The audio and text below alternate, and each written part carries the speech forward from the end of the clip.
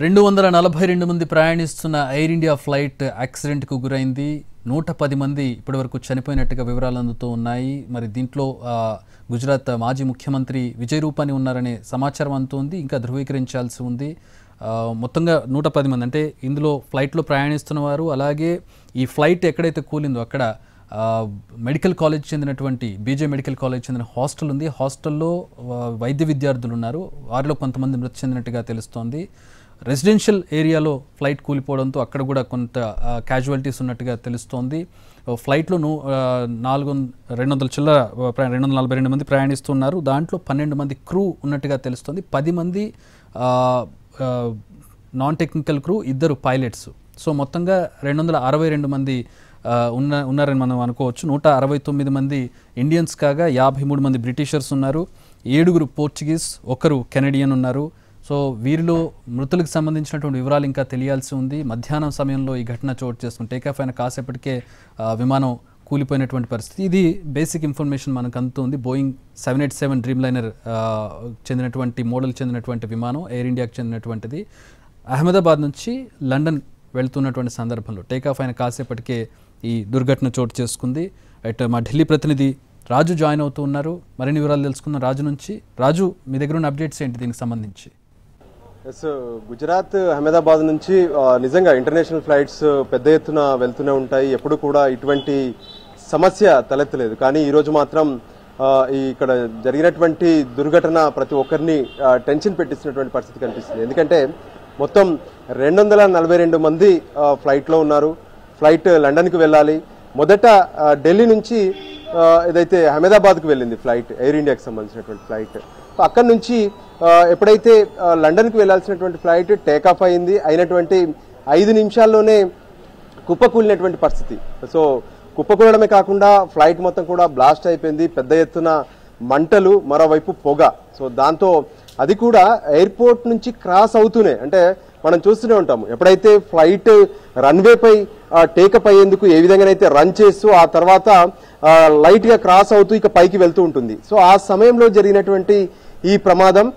So ఎప్పుడైతే take up అవుతూ ఇంకా పైకి వెళ్లాల్సినటువంటి విమానం ఒక్కసారిగా డౌన్ అవ్వడం మొదలుపెట్టింది. సో అప్పుడే చెప్తున్నటువంటి కొంత ప్రాథమిక సమాచారం మేరకు ఏటీసీతో కాంటాక్ట్స్ కూడా కట్ అయిపోయినాయని చెప్తున్నారు.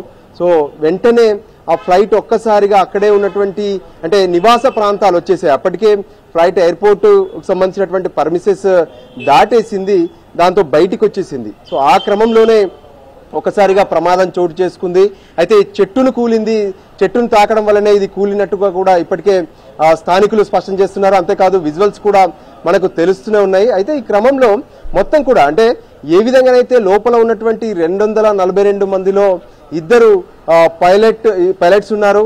ఆ తర్వాత 10 మంది ఏ విధంగానైతే అందులో ఉండేటటువంటి స్టాఫ్, ఎయిర్ హోస్టెస్, దాంతోపాటు ఇంటర్నేషనల్ ఫ్లైట్ కాబట్టి సిబ్బంది కూడా ఎక్కువగా ఉంటారు. అంతేకాదు ఇది కొంత వైడ్ కూడా ఎక్కువగా ఉంటుంది. తర్వాత దీన్ని డ్రీమ్ లైనర్ కూడా అంటూ ఉంటారు. అంటే ఇంటర్నేషనల్ ఫ్లైట్స్ లో కొంత స్పెషాలిటీస్ ఉంటాయి. రెగ్యులర్ ఫ్లైట్స్ కాకుండా ఖచ్చితంగా స్పెషాలిటీస్ ఉంటాయి. దానికి అనుగుణంగానే పెద్ద ఎత్తున అంటే మొత్తం 300 మంది ఇందులో బోర్డింగ్ కావచ్చు. కానీ మొత్తం 242 మందే ఉన్నారు.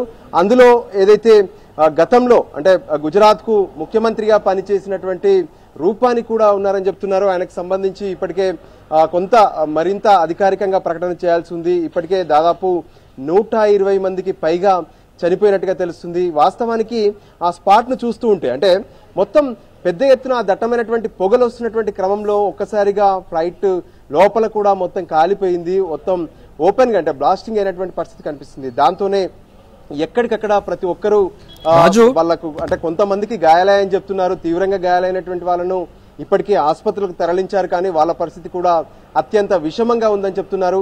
రెస్క్యూ ఆపరేషన్స్ కొనసాగుతూనే ఉన్నాయి. అంటే ఎక్కడైతే బీజే మెడికల్ కాలేజ్కి సంబంధించినటువంటి హాస్టల్ భవనం, అందులో దాదాపు 30-40 మంది మెడికోస్ కూడా ఉన్నారని చెప్తున్నారు. సో మెడికోస్ పైన అంటే వాళ్ళందరూ నివాసం ఉన్నటువంటి హాస్టల్ పైనే అది కుప్పగూలడం, దాంతో అందులో ఉన్నటువంటి మెడికోస్ కూడా కుప్పగూలారు. మరోపక్క ఫ్లైట్ లో ఉన్నటువంటి ప్యాసింజర్స్ లో ఏ విధంగానైతే భారతీయులు 169 మంది ఉంటే మిగతా వాళ్ళందరూ కూడా విదేశీయులే ఉన్నారు. ముఖ్యంగా లండన్కు వెళ్ళేటటువంటి వాళ్ళు, లండన్లో వాళ్ళ పిల్లలు కొంతమంది స్థిరపడడం, మరికొంతమంది అయితే నేరుగా వాళ్ళు అక్కడ లండన్లో సెటిల్ అయినటువంటి వాళ్ళు కూడా ఈ ఫ్లైట్లో కనిపిస్తున్నారు. దీనిపైన ఇప్పటికే కేంద్ర ప్రభుత్వం అలర్ట్ అయింది. ప్రత్యేకంగా కేంద్ర హోంశాఖ మంత్రి అమిత్ షా స్పాట్కు చేరుకోబోతున్నారు. ఇప్పటికే కేంద్ర విమానయాన శాఖ మంత్రి రామ్మోహన్ నాయుడు కూడా బయలుదేరారు. అహ్మదాబాద్లో ఉన్నటువంటి ఎయిర్పోర్ట్ను ఇప్పటికే క్లోజ్ చేశారు. అంటే ఇతర సర్వీసులు అన్నింటినీ కూడా క్లోజ్ చేశారు. అయితే ఎమర్జెన్సీ ఫ్లైట్స్కు కొంత ఛాన్స్ ఉంటుంది. ఇప్పటికే సిఐఎస్ఎఫ్, ఎన్డీఆర్ఎఫ్ బృందాలతో పాటు స్థానికంగా ఉన్నటువంటి పోలీసులు కూడా సహాయక చర్యల్లో నిమగ్నమైనటువంటి పరిస్థితి కనిపిస్తుంది. ఏదేమైనా దేశంలో జరిగినటువంటి పెద్ద దుర్ఘటన, గతంలో ఎప్పుడైతే కర్ణాటకలో ఒక దుర్ఘటన జరిగినప్పటికీ కూడా మంగళూరులో, ఆ తర్వాత ఇప్పుడు మరొకసారి, దాంతో ఇప్పుడు ప్రతి ఒక్కరు కూడా టెన్షన్ పడుతున్నారు. వాస్తవానికి ఎప్పుడైతే ఈ ఘటన జరిగినటువంటి సమయంలో, అంటే ఆ ఘటన జరుగుతున్నటువంటి క్రమంలో ఎవరైతే ప్యాసింజర్స్ ఉన్నారో వాళ్ళందరూ ఇక్కడ బోర్డింగ్ అవుతుంటే వాళ్ళ బంధువులందరూ కూడా ఎయిర్పోర్ట్లోనే ఉన్నారు. వాళ్ళందరూ ఇక వీళ్ళు ఎప్పుడైతే ఫ్లైట్ టేకప్ అవుతుందో మేమంతా వెళ్ళిపోతాం అనుకున్నారు. కానీ అదే సమయంలో ఒకసారిగా ఫ్లైట్ ఎప్పుడైతే అక్కడ టేకప్ అవుతున్నటువంటి, అంటే ఎప్పుడైతే రన్వే నుంచి క్రాస్ అవుతూ 5 నిమిషాల్లోనే ఒకసారిగా కుప్పకూలింది. దాంతో ఎయిర్పోర్ట్లోనే ఆ బంధువులందరూ కూడా అక్కడే ఉన్నారు. వాళ్ళందరూ కూడా ఎంతో ఆవేదన వ్యక్తం చేస్తున్నటువంటి పరిస్థితి కనిపిస్తుంది.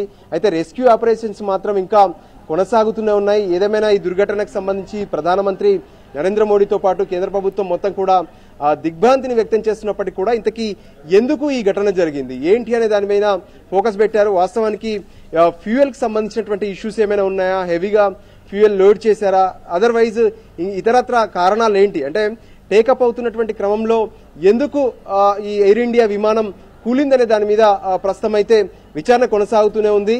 సో ఇతర విమానాలను సైతం కొంత పూర్తి స్థాయిలో పర్యవేక్షించాలి, ఇటువంటి ఘటనలు జరగకుండా చూడాలని చెప్పి కూడా కేంద్ర ప్రభుత్వం ఇప్పటికే అప్రమత్తమైంది. ఎయిర్ ఇండియాకి సంబంధించినటువంటి అధికారులతోనే కాదు, ఏదైతే అహ్మదాబాద్లో ఉన్నటువంటి సర్దార్ వల్లభాయ్ పటేల్ ఇంటర్నేషనల్ ఎయిర్పోర్ట్కి సంబంధించినటువంటి అధికారులతో కూడా ఎప్పటికప్పుడు కేంద్ర ప్రభుత్వానికి సంబంధించినటువంటి అధికారులంతా కూడా మాట్లాడుతూనే ఉన్నారు.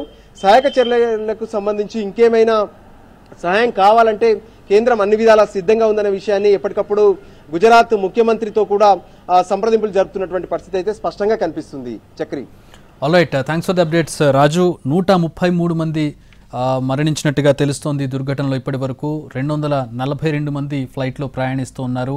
133 మంది మృతి చెందినట్లుగా ధృవీకరణ అందుతూ ఉన్నాయి. 825 అడుగుల ఎత్తు నుంచి ఫ్లైట్ నేలకూలింది. ఈ దుర్ఘటనలో విమానంలో ఉన్న వాళ్ళతో పాటు విమానం ఎక్కడైతే కూలిందో అక్కడ BJ college, medical college, PG college చెందినటువంటి హాస్టల్ ఉంది. హాస్టల్లో కూడా లంచ్ టైం కావడంతో, సుమారుగా 1 గంట 2 గంట మధ్యలో ఈ ఘటన జరిగింది కాబట్టి లంచ్ టైం కావడంతో చాలామంది అక్కడ ఉన్నట్టుగా తెలుస్తోంది. హాస్టల్లో ఉన్నటువంటి వాళ్ళు కూడా కొంతమంది మృతి చెందినట్టుగా తెలుస్తుంది. హాస్టల్ భవనం ఏ మేరకు దెబ్బతింది, ఆ ఫ్లైట్ ఎక్కడ పడింది అనే దృశ్యాలను చూడవచ్చు. హాస్టల్ లోపల దృశ్యాలను కూడా మనం ఎన్టీవీ స్క్రీన్ మీద చూస్తూ ఉన్నాం. ఆ సందర్భంలో చాలామంది హాస్టల్లోనే ఉన్నట్టుగా తెలుస్తోంది.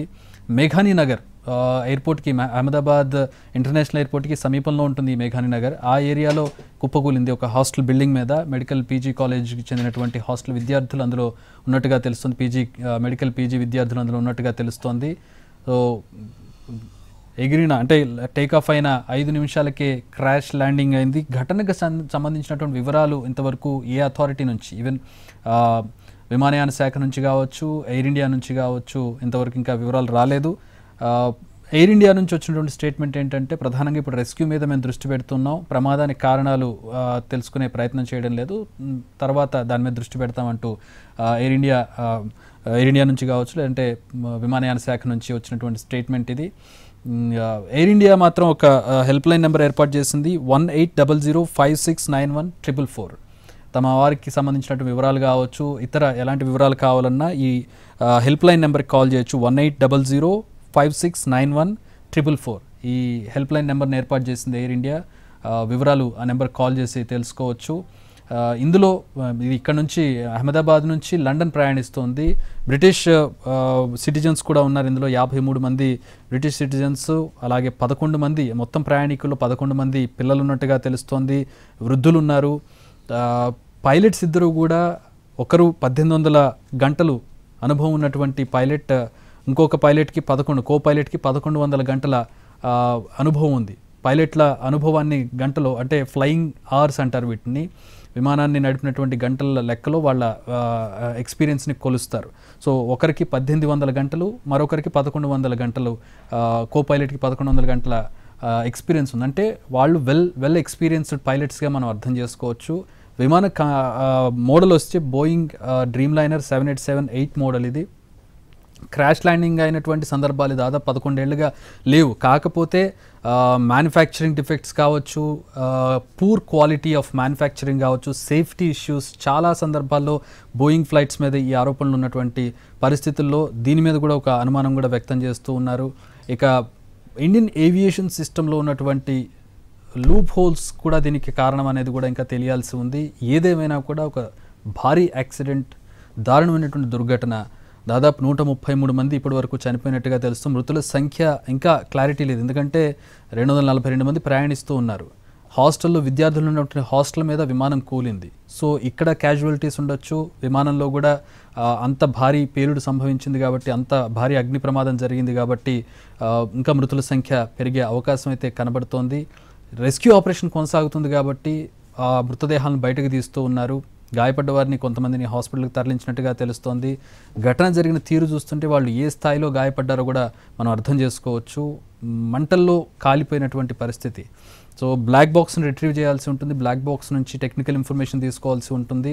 విమానం టేకాఫ్ అయిన 5 నుంచి 10 నిమిషాలకే పైలట్ నుంచి ఏటీసీకి సమాచారం వచ్చినట్టుగా తెలుస్తుంది. విమానం కూలిపోయే సందర్భంలో మేడే అంటే పైలట్ నుంచి ఏటీసీకి మేడే అనే ఒక సిగ్నల్ వచ్చింది అంటే విమానం దారుణమైన ఎమర్జెన్సీలో ఉంది, దారుణమైన పరిస్థితుల్లో ప్రమాదాన్ని ఎదుర్కొంటుంది అనే సందర్భంలో మాత్రమే, కూలిపోయే సందర్భంలో మాత్రమే పైలట్లు మేడే అనే సిగ్నల్ని పంపిస్తారు. ఆ సిగ్నల్ పంపించిన కాసేపటికే ఈ విమానం కుప్పకూలినట్టుగా తెలుస్తోంది. అంటే ఏటీసీతో సంబంధాలు తెగిపోయాయి. బహుశా ఆ సందర్భంలోనే విమానం కూలి అక్కడ దగ్ధమైపోయినటువంటి పరిస్థితి. సో దృశ్యాలు చాలా భీతావహంగా, చాలా హృదయ విదారకంగా ఉన్నాయి. మొత్తం నలుపు రంగును పులుముకుంది అక్కడ ఉన్నటువంటి ప్రాంతం అంతా కూడా. చాలా huge plane, Boeing 787 Dreamliner అనేది 242 మందిని క్యారీ చేసేటటువంటి ఫ్లైట్. అంటే ఏ స్థాయిలో దాని సైజు ఉంటుందో మనం అర్థం చేసుకోవచ్చు. దాదాపు 13,000 కిలోమీటర్లు ఏకదాటిగా ప్రయాణిస్తుంది కాబట్టి ఫ్యూయల్ కూడా అదే స్థాయిలో దాంట్లో నింపుతారు. సో ఒక్కసారిగా బ్లాస్ట్ అవడంతో ఆ ఫ్యూయల్ అంతా కూడా ఇగ్నైట్ అయ్యి బ్లాస్ట్ అవుతుంది. సో భారీ అగ్ని ప్రమాదం, భారీ దుర్ఘటనగా చెప్పుకోవచ్చు. సాధారణంగా ఫ్లైట్ యాక్సిడెంట్లు జరిగినప్పుడు బ్రతికి బయటకు వచ్చేటటువంటి వాళ్ళ సంఖ్య చాలా తక్కువగా ఉంటుంది. ఆల్మోస్ట్ ఎప్పుడు కూడా 100% ఇలా బ్లాస్ట్ అయిన సందర్భాల్లో 100% ఫెటాలిటీ ఉంటుంది. సో హోప్ఫుల్లీ బ్రతకాలి అని కోరుకుంటాం, కానీ చాలా సందర్భాల్లో ప్రాక్టికల్గా చూసినట్లయితే బ్రతికి బట్టగట్టేటువంటి సందర్భం. ఇప్పటికే 133 మంది చనిపోయినట్టుగా సమాచారం అందుతుంది. 242 మందిలో 11 మంది ఇందులో పిల్లలు ఉన్నారు, పెద్దవాళ్ళు ఉన్నారు 217 మంది. So saddening thing. ఈరోజు భారతదేశం మొత్తం కూడా ఒక్కసారిగా ఉలిక్కిపడినటువంటి సందర్భం. ఎన్నో ఆశలతో, ఎన్నో ప్లాన్స్ తోటి, జీవితం మీద ఆశలతోటి లండన్కి ప్రయాణమైనటువంటి అందరూ సిటిజన్స్ అందరూ కూడా ప్రస్తుతం ఇలాంటి ఒక యాక్సిడెంట్ని ఎదుర్కోవడం చాలా బాధాకరం. వాళ్ళ కుటుంబాల్లో ఒక తీరని విషాదం అలుముకుందని చెప్పుకోవచ్చు.